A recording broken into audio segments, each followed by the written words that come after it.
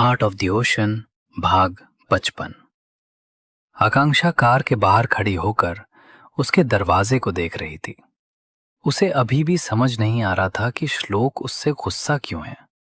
वो कार में बैठी तो देखा कि श्लोक अपने लैपटॉप में काम में व्यस्त है।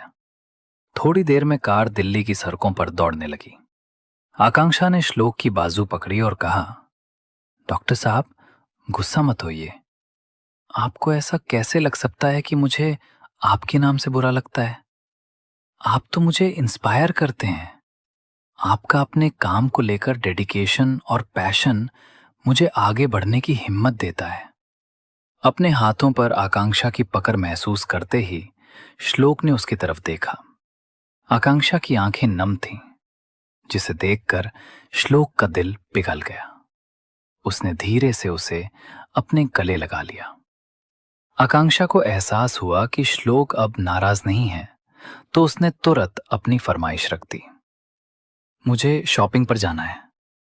श्लोक ने उसे खुद से अलग किया और हैरान होकर पूछा, तुम्हें शॉपिंग पर जाना है? आकांक्षा ने किसी गुड़िया की तरह सिर हिलाया और चमकती आंखों से बोली, अगले हफ्ते से मैं कॉलेज जाऊंगी, तो मुझे नई ड्रेसेस, बैग और शूज चाहिए। वो लगातार बोले जा रही थी। श्लोक अचानक उसकी तरफ झुका और उसके होठों को अपने होठों से बंद कर दिया। आकांक्षा की आंखें फटी की फटी रह गईं। श्लोक तुरंत अलग हो गया, जबकि आकांक्षा शर्म के मारे लाल हो गई। उसने सामने बैठे ड्राइवर की तरफ देखा और धीरे से बुदबुदाया, डॉक्टर साहब, सच में बेशर्म है। श्लोक उसके कान के पास फुसफुसाया, अब तुम इतना बोलोगी तो मुझे तुम्हारा मुंह बंद करने के लिए कुछ तो करना ही पड़ेगा ना। मॉल में हंगामा। थोड़ी देर बाद उनकी कार एक विशाल मॉल के सामने रुकी। यहां का डिजाइन पूरी तरह भारतीय था। आकांक्षा गर्दन उठाकर उस ऊंची बिल्डिंग को देख रही थी कि श्लोक ने धीरे से उसके सिर पर चपत लगाई। इतना ऊपर मत देखो, गर्दन में दर्द हो जाएगा। अंदर जाते ही बॉडीगार्ड्स की पूरी टीम उनके आसपास फैल गई। आकांक्षा ने पूछा, ये सब आपकी इतनी सुरक्षा क्यों करते हैं? क्या आप कोई माफिया या डॉन हैं? श्लोक ने उसे घूर कर देखा, तो तुम्हें मैं क्रिमिनल लगता हूं? आकांक्षा ने अपनी जीभ दांतों तले दबाई। अच्छा ठीक है, शायद मैंने ज्यादा बोल दिया। वे लिफ्ट से छठे फ्लोर पर जा रहे थे। कांच की लिफ्ट से नीचे का नजारा देखकर आकांक्षा बच्चों की तरह खुश हो रही थी। जब वे बाहर आए तो वहां दुनिया के सबसे महंगे ब्रांड्स की दुकानें थीं।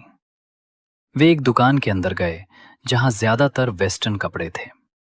आकांक्षा का मूड खराब हो गया। उसे ऐसे कपड़े बिल्कुल पसंद नहीं थे।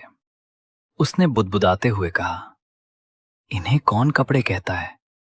ये तो रुमाल से भी छोटे हैं।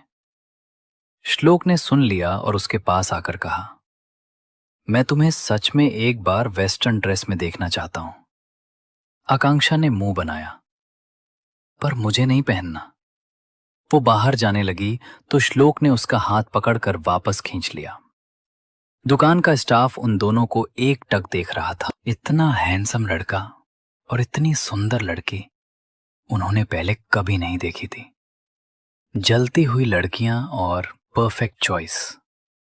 श्लोक खुद एक एक करके आकांक्षा के लिए ड्रेसेस पसंद करने लगा। उसने एक पर्पल कलर की लॉन्ग फ्रॉक आकांक्षा को दी, इसे ट्राई करो। जब आकांक्षा वो ड्रेस पहनकर बाहर आई तो वो सादगी और खूबसूरती का बेजोड़ संगम लग रही थी। उसका गोरा रंग उस गहरे बैंगनी रंग में और भी खिल उठा था। तभी वहां एक फैशनेबल लड़की आई जिसने शॉर्ट रेड ड्रेस पहनी थी। वो श्लोक के पास आकर बड़े ही सेडक्टिव अंदाज में बोली, हे हैंडसम, क्या आप मेरी ड्रेस चुनने में मदद करेंगे? श्लोक अपनी धुन में था और दूर खड़ी आकांक्षा को देख रहा था। उसे उस लड़की की आवाज सुनाई ही नहीं दी। जब लड़की ने उसके कंधे पर हाथ रखा तब श्लोक ने सिर उठाकर पूछा, एनी प्रॉब्लम मिस? लड़की शर्मिंदा हो गई पर फिर बोली, क्या आप मुझसे दोस्ती करेंगे? श्लोक ने एक नजर उस लड़की को देखा और फिर आकांक्षा को। उसके लिए आकांक्षा से सुंदर कोई नहीं था। वो खड़ा हुआ और आकांक्षा के पास जाकर उसके कंधे पर हाथ रखकर बोला, मैं अपनी वाइफ के साथ आया हूं, इसलिए ना मैं आपसे दोस्ती कर सकता हूं और ना ड्रेस पसंद कर सकता हूं। वाइफ शब्द सुनकर आकांक्षा के दिल में अजीब सी गुदगुदी होने लगी। इसके बाद श्लोक उसे वॉच सेक्शन में ले गया। श्लोक के हाथ में 2 सिल्वर घड़ियां थीं। आकांक्षा ने चिढ़कर कहा, डॉक्टर साहब, कोई भी ले लीजिए, दोनों सेम हैं। श्लोक ने गंभीरता से कहा, नहीं, ध्यान से देखो, ये डार्क ग्रे है और ये सिल्वर है। मुझे तुम्हारे लिए सब कुछ परफेक्ट चाहिए। ज्वेलरी शॉप और आखिरी पड़ाव। पिछले 3 घंटों से शॉपिंग चल रही थी और आकांक्षा अब थक चुकी थी, पर श्लोक उसे खींचकर एक लग्जरियस ज्वेलरी शॉप के अंदर ले गया। वहां हीरों का चमकता हुआ कलेक्शन देखकर आकांक्षा की आंखों में जैसे दर्द होने लगा। उसने रोनी सूरत बनाकर कहा, अब बस भी कीजिए, प्लीज चलिए यहां से। श्लोक ने उसे कुर्सी पर बिठाया और कहा, बस थोड़ी देर और। आकांक्षा ने मन में कहा, इनकी थोड़ी देर पिछले 3 घंटे से खत्म ही नहीं हो रही है। मैं इनके साथ फिर कभी शॉपिंग पर नहीं आऊंगी। तभी वहां की अटेंडेंट आई और वो भी श्लोक को देखकर उसमें खो गई। आकांक्षा ने उसके चेहरे के आगे हाथ हिलाया। हेलो, क्या आप इन्हें ही देखने आई हैं या हमें ज्वेलरी भी दिखाएंगी? लड़की शर्मिंदा हो गई और जल्दी से बॉक्सेस खोलकर ज्वेलरी दिखाने लगी। तो कब खत्म होगी श्लोक की ये परफेक्ट शॉपिंग?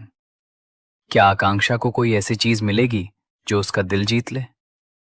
जानने के लिए सुनते रहिए हार्ट ऑफ द ओशन